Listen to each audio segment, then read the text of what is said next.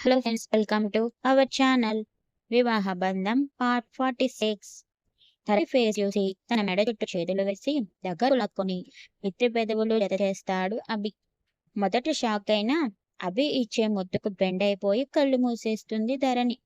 తన ఇష్టసఖితో తొలి ముద్దు పంచుకున్న అభి ధరణి పెదవులు వదిలి నుదిటి మీద ముద్దు పెడుతూ, నేను ఎక్స్పెక్ట్ చేసింది ఇలా, అంతేకాని తమరు బుగ్గ మీద ముద్దు పెట్టి నన్ను కూల్ చేయాలని చూడకండి మేడం అని అంటున్న అభి హృదయం మీద తలవాల్చి సిగ్గుపడుతుంది ధరణి.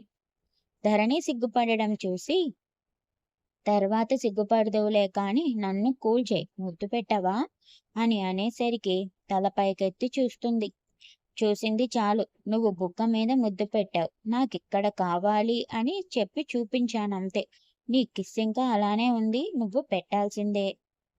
ఓహో, నేను పెట్టను, మీరు పెట్టుకున్నారుగా, ఇదే అనుకోండి. నా వల్ల కాదు అలా పెట్టడం, నేను బుగ్గ మీద మాత్రమే పెట్టగలను. నా వల్ల కాదు బాబు, నాకు సిగ్గేస్తోంది అని చేతుల్లో ముఖం దాచుకొని సిగ్గుపడుతుంది.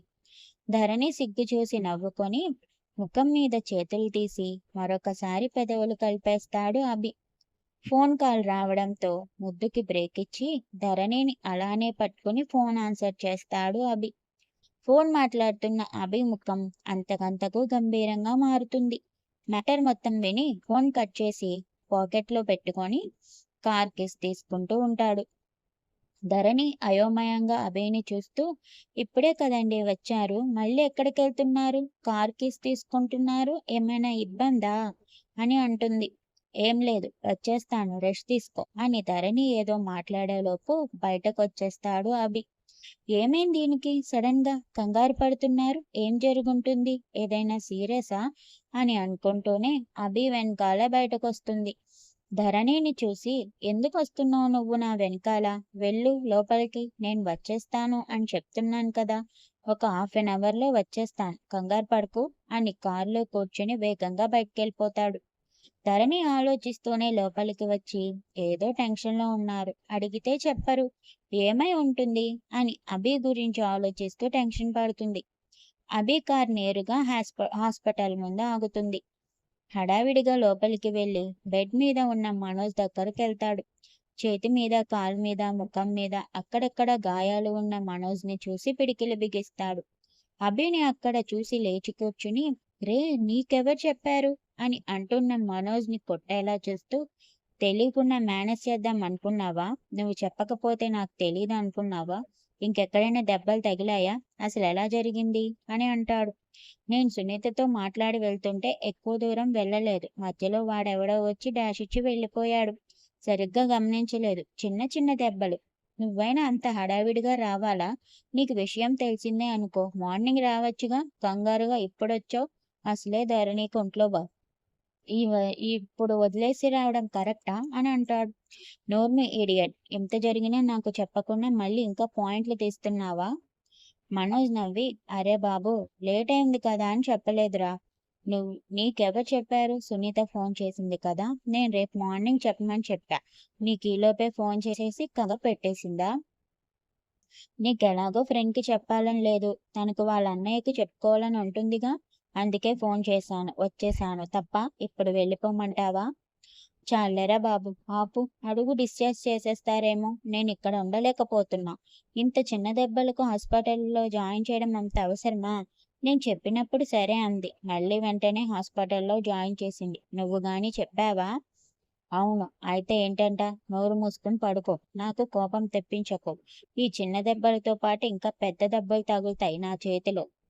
నీకెప్పుడు చెప్పింది, నువ్వెప్పుడు జాయిన్ చేయమని చెప్పావు, నేను పడిన వెంటనే ఫోన్ చేసేసిందా, ఎన్ని డౌట్స్ అడుగుతావురా. అవును, నువ్వు పడగానే నాకు ఫోన్ చేసింది, నేను హాస్పిటల్లో జాయిన్ చేయి వస్తున్నాను అని చెప్పా, ఇంతకీ ఎక్కడుంది, వచ్చిన దగ్గర నుండి ఇది కనిపించలేదు, నువ్వు పడుకో, నేను చూసొస్తా అని పెట్టుకొస్తాడు.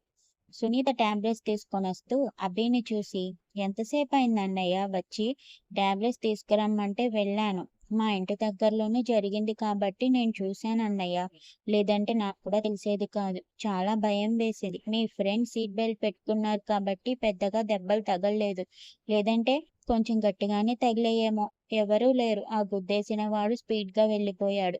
వెంటనే ఆటోలో తీసుకొస్తూ ఆలోచించకుండా నీకు ఫోన్ చేసేశాను. పర్లేదు. నాకు చెప్పకుండా ఇంకెవరికి చెప్తావు? కానీ ఆ డాష్ ఇచ్చిన కార్ నంబర్ ఏమైనా చూసావా?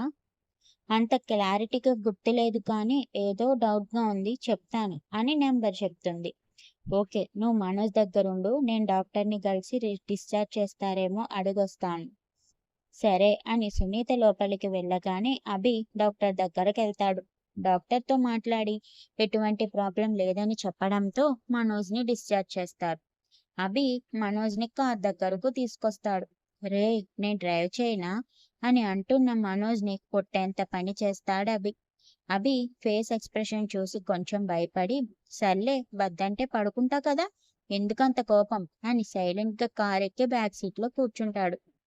అభి మనసు గందరగోళంగా ఉండి ఏం మాట్లాడకుండా డ్రైవింగ్ చేస్తూ ఉంటాడు. మనోజ్ అభిని చూసి రేయ్ బావా సాంగ్స్ ఏమైనా పెట్టొచ్చు కదరా బోర్ కొడుతుంది అని అనగానే కారు ఆపి చురుగ్గా చూస్తాడు. హీహీ సారీ మాట్లాడనింకా అని అంటున్న మనోజ్ని చూసి ఎందుకండి అలా అన్నయ్యకి కోపం తెప్పిస్తున్నారు? అసలే చాలా చిరాగ్గా ఉన్నారు. వాడలా ఉన్నాడు కాబట్టి నాకేం తోచడం లేదు. వాడు నార్మల్‌గా ఉంటే నేను బెటర్‌గా ఉంటా. అలా మోడీగా ఉంటే నాకెలా ఉంటుంది చెప్పు? రేయ్! నేను బాగానే ఉన్నా. నువ్వు సైలెంట్‌గా ఉండు. లేదంటే మళ్ళీ హాస్పిటల్‌లో జాయిన్ అవ్వాల్సొస్తుంది. చూసుకో మరి తిక్కరేపకు నాకు అని కార్ స్టార్ట్ చేస్తాడు. మనోజ్ కవ్వించినా ఏం మాట్లాడకున్నా ముందుగా సునీత వాళ్ళ ఇంటి ముందు కార్ ఆపి చాలా లేట్ అయింది సునీత. వెళ్ళు రెస్ట్ తీసుకో. టేక్ కేర్ అని అంటాడభి. సరే అన్నయ్య. గుడ్ నైట్ అని మనోజ్ వైపు చూసి జాగ్రత్తండి అని తన దగ్గర ఉన్న టాబ్లెట్స్ మనోజ్ చేతిలో పెడుతుంది. మనోజ్, అభి, సునీత వెళ్ళే వరకు బయటే ఉండి తను లోపలికి వెళ్ళగానే కార్ స్టార్ట్ చేస్తున్న అభిని ఆపుతాడు. అభి ఏం మాట్లాడకుండా మనోజ్ వైపు చూసేసరికి ఏం లేదు బావా నేను ముందు కూర్చుంటా అంతే అని అభి పక్కన కూర్చుంటాడు. అరే ఎందుకురా అంత సైలెంట్‌గా ఉంటున్నావు? మాట్లాడరా ఏదో ఒకటి. నువ్వలా ఉంటే నాకెలా ఉంటుంది? నేనేమైనా కావాలని వాడికి ఎదురు వెళ్లి గుద్దించుకున్నానా? మనోజ్ వైపు చూసి నేను మీ అందరి విషయంలో కేర్‌లెస్‌గా ఉన్నాననిపిస్తుంది. ఈ ఇన్సిడెంట్ వల్ల. వాళ్ళు మన కంపెనీలోకే వచ్చారంటే నా ఫ్యామిలీ వైపు రారని ఎలా అనుకున్నాను? ఏది జరిగితే అది జరగని అని వదిలేసా. తప్పు చేశా. ఈసారి నుండి చూస్తారుగా నా నెక్స్ట్ స్టెప్. ఆ రాస్కెల్ గాడిని అలా దెబ్బ కొడతాను. అంటే ఏంట్రా? ఈ యాక్సిడెంట్ వాడే చేపించాడు అనా నీ ఉద్దేశం? అవును. వాడే చేపిచ్చాడు. ఆ దివ్యకి మొదటి శత్రువు నువ్వే కదా! నీ వల్లనే నాకు దాని గురించి తెలిసింది. నిన్ను బెదిరించింది కదా! నిన్నూరికే వదలను అని. మర్చిపోయావా? అందుకే తన ఫస్ట్ టార్గెట్ నీ మీద ప్రయోగిస్తున్నారు. నువ్వెక్కడికి వెళ్ళినా నాకు చెప్పకుండా వెళ్ళకు సునీత. ఎవరైనా సరే. అర్థమైందా? ఓకే. ఎక్కడికి వెళ్ళం. ఇప్పుడైతే కొంచెం నవ్వరా? నీ ఫేస్ చూస్తుంటే నాకు చాలా భయం వేస్తుంది. నాకేమీ పెద్ద దెబ్బలు తగలలేదు. బానే ఉన్నాను. చిన్న చిన్న దెబ్బలతోనే బయటపడ్డావు కాబట్టి వాడలా ఉన్నాడు. లేదంటే ఎప్పుడో చంపేసేవాడిని. వాడైనా ఇంతటితో వదులుతాడు అనుకోకురా. నువ్వు జాగ్రత్తగా ఉండాలి. ముందు వాడు నా మీద అటాక్ చేయడు. నా చుట్టూ ఉన్న వాళ్ళనే టార్గెట్ చేస్తాడు. Be careful. ఓకే. ఓకే బావ. బయలుదేరదామా? ధరణి ఇంట్లో ఒక్కతే ఉంది. నువ్వలా హడావిడిగా వచ్చేస్తే తనెంత కంగారు పడుతుంది. పద వెళ్దాం. హా! సరే అని కార్ స్టార్ట్ చేసి మనోజ్ ఇంటి ముందు ఆపి మనోజ్‌తో ఇంట్లోకి వెళ్తాడు. రేయ్! నువ్వు బయలుదేరు అని అంటున్న మనోజ్‌తో వెళ్తాను ఎందుకు కంగారు? ఆంటీ వాళ్ళని చూసి చాలా రోజులవుతుంది. కలిసి వెళ్తాను. Hello sir! రోజులు కాదు ఇయర్స్ అవుతుంది. నువ్వు వాళ్ళతో మాట్లాడి. గుర్తుందా? మర్చిపోయావా? ఉంది. వాళ్ళిక్కడ ఉండేవాళ్ళు కాదు కదరా! ఊర్లో ఉండేవారు. ఈ మధ్య నీ దగ్గరకొచ్చేశారు. నేను వద్దామనుకున్నా కుదరలేదు కదా! సర్లే ఈసారి నీ చెల్లిని తీసుకొనొస్తా. ఇప్పుడు లేటయిందిగా బాగోదులే నువ్వెళ్ళు అని అంటాడు. సర్లే అని అంటున్న మనోజ్‌ని చూసి పో ఇంక లోపలికి నేను వెళ్తా అని అంటాడు. హా! బాయ్ బావ జాగ్రత్త అని అంటాడు మనోజ్. నువ్వు కూడా చెప్పిన మాటలు గుర్తుపెట్టుకొని నడుచుకో. రేపు ఆఫీస్‌కి రావద్దులే రెస్ట్ తీసుకో అని మనోజ్ తిరిగి మాట్లాడే అవకాశం ఇవ్వకుండా బయటకొచ్చేస్తాడు. సైకోగాడు అని తిట్టుకొని లోపలికెళ్తాడు మనోజ్. మనోజ్ రావడం చూసి సోఫాలో కూర్చున్న వాళ్ళమ్మ దేవిగారు కంగారుగా మనోజ్ దగ్గరకొచ్చి ఏమైంది మనూ? ఈ దెబ్బలేంటి? అని అంటారు. అమ్మా ఏం లేదు పడిపోయానంతే. చిన్న దెబ్బలే కంగారు పడకు. నాన్న పడుకున్నారా అని అడుగుతాడు మనోజ్. హా పడుకున్నారు. అభి రాలేదా? నువ్వొక్కడివే మళ్ళీ డ్రైవింగ్ చేయిస్తూ వచ్చేశావా? నా ఫ్రెండ్ నన్ను వదిలేస్తాడా? ఇంట్లోకి వచ్చేవాడు. మీరు పడుకునుంటారు అని వెళ్ళిపోయాడు. ఒకరోజు వస్తా అన్నాడులే. నువ్వెళ్ళి పడుకో. చాలా లేటయింది. సరే జాగ్రత్త మనూ. ఏమైనా కావాలంటే అడుగు అని అంటారు. సరే అమ్మా నువ్వు పడుకో అని అనడంతో రూంలోకి వెళ్తారావిడ. మనోజ్ కూడా గదిలోకి వెళ్ళిపోతాడు. అభి వేగంగా కారు నడిపి ఇంటికి చేరుకుంటాడు.